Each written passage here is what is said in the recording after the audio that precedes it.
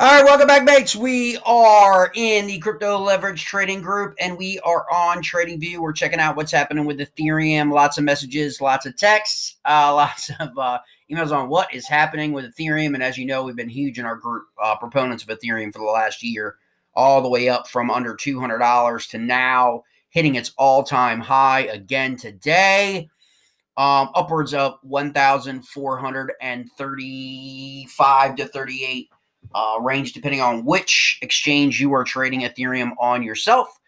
We are in the Bitseven trading platform in our particular group, and like to trade leverage on that particular platform. But we are on TradingView right now. We're going to use Coinbase because Coinbase has had a lot of activity.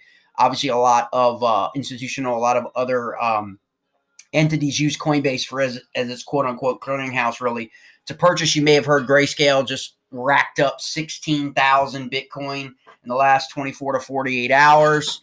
So we like to look, it's always good. This Coinbase is also part of the index for the Bitseven trading platform as a sourcing index.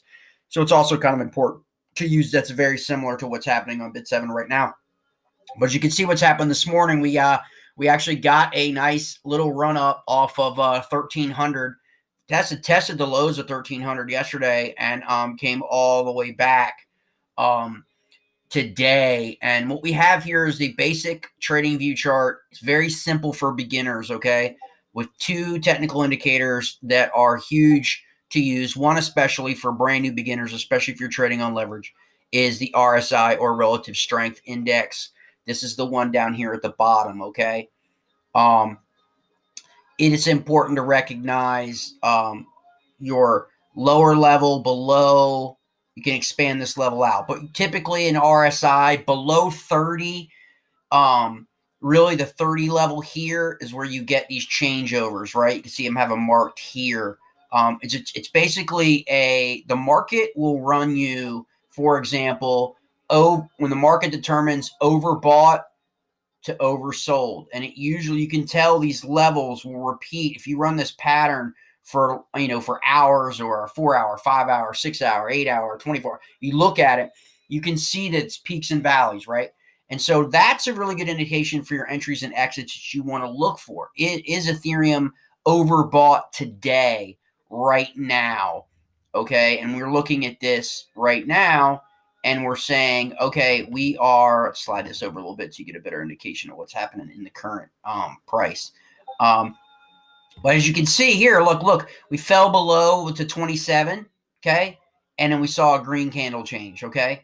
Because it was at that level right here in this red candle at 1412, it's oversold, okay? That's your really basic interpretation of RSI.